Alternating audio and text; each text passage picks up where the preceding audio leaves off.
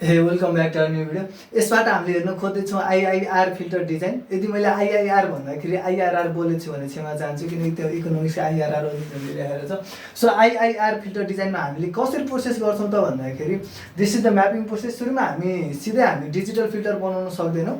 तर हामी के गर्छौँ त भन्दाखेरि सुरुमा हामी एनालग फिल्टर डिजाइन गर्छौँ किनकि एनालग फिल्टर डिजाइन गर्ने IIR मेथडको लागि एनालग फिल्टर डिजाइन गर्ने धेरै मेथडहरू बनेका छन् र अनि तिनीहरूमाथि एकदमै पहिलेबाट नै एकदमै धेरै काम भएको छ। हामी त्यसैलाई नै युज गर्छौँ र सिम्पली हामी के गर्छौँ भन्दा सुरुमा हामीले एनालग फिल्टर चाहिँ बनाउँछौँ।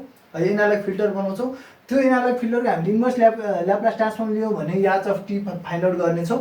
मतलब टाइम डोमेनको त्यसको फङ्सन फाइन्ड आउट गर्नेछौँ।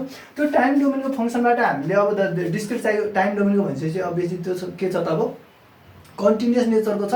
त्यो कन्टिन्युअसबाट हामीलाई चाहिएको त डिजिटल हो नि त, डिस्क्रिट हो नि त। त्यो डिस्क्रिट हामीले कसरी फाइन्ड आउट गर्छ? हामीले यो सब्जेक्टिभहरू कुरा गर्दै आइरहेको डिस्क्रिट फाइन्ड आउट गर्नको लागि हामीलाई स्याम्पलिङ गर्नुपर्छ।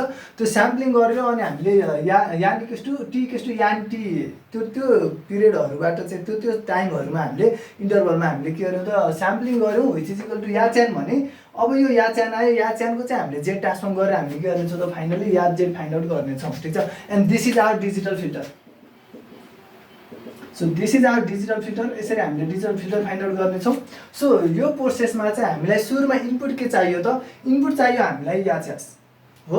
हामीलाई इनपुट चाहियो याच्यास। हामीसँग FIR फिल्टरको लागि के हुन्छ त डिजायर्ड स्पेसिफिकेसन गिभन हुन्छ याच डी ओमेगा अथवा हामीले फाइन्ड आउट गर्थ्यौँ र याच यान हामीले फाइन्ड आउट गर्थ्यौँ हो। त्यसरी अब यहाँ चाहिँ हामीले के गर्नु पऱ्यो त भन्दाखेरि हामीलाई गिभन हुनु पऱ्यो याच्यास एनालग फिल्टर हो।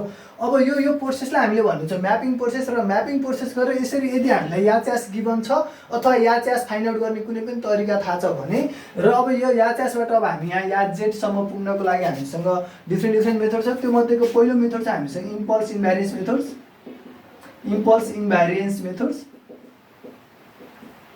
मेथड्स जसलाई हामीले के पनि भनिन्छ त IIM पनि भनिनेछ। र अर्को छ हामीसँग के छ त बाइलिनियर ट्रान्सफर्मेसन छ। ट्रान्सफर्मेसन मेथड छ जसलाई हामीले BLT पनि भन्छौँ। ठिक छ। र अब यो दुईटाको म्यापिङ प्रोसेस युज गरेर हामीले हेर्नेछौँ कि कसरी हामीले म्याप गर्न सक्छौँ। त्योभन्दा अगाडि हामीलाई के गर्नु पऱ्यो त एनालग फिल्टर डिजाइन गर्नु पऱ्यो। एनालग फिल्टर याच अफ यास भनौँ, याच अफ यास डिजाइन गर्नु पऱ्यो। यो डिजाइन गर्नुको लागि हामीसँग डिफ्रेन्ट मेथड छ। लेट्स से बटरवर्थ मेथड छ।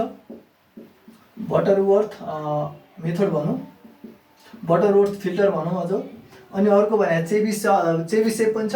तर हामीले के मात्र हेर्छौँ त बटरवर्थ मेथड हेर्नेछौँ। लो पासको लागि हेर्नेछौँ र त्यसलाई हामीले कन्भर्ट गरेर अरू डोमेनमा पनि लान सक्छौँ, अरू उसमा फ्रिक्वेन्सीमा पनि लान सक्छौँ। सो बटरवर्थ मेथडबाट हामीले पहिला यास अर्थात् एनालग फिल्टर डिजाइन गर्न सिकौँ। त्यसपछि हामीले यसरी डिजाइन गरेको फिल्टरबाट डिजिटल फिल्टर कसरी बनाउने त यो दुईटाको म्यापिङ युज गरेर भन्ने कुरा हेर्नेछौँ। अनि गएर इम्पल्स इन्भ्यारियन्स मेथडमा कसरी फलो गर्नेछौँ।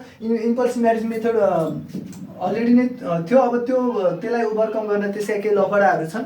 ती लफडालाई ओभरकम गर्नको लागि हामीसँग बाइलिनियर ट्रान्सफर्मेसन मेथड छ। ठिक छ। अनि यसबाट कसरी हुन्छ र अनि त्यसरी हामीले फाइनली डिजिटल फिल्टर कसरी पाउनेछौँ भन्ने कुराहरू हेर्नेछौँ। So thank you so much for watching this video. हामी सम्पूर्ण कुराहरू अब यस टपिकमै हेरौँला।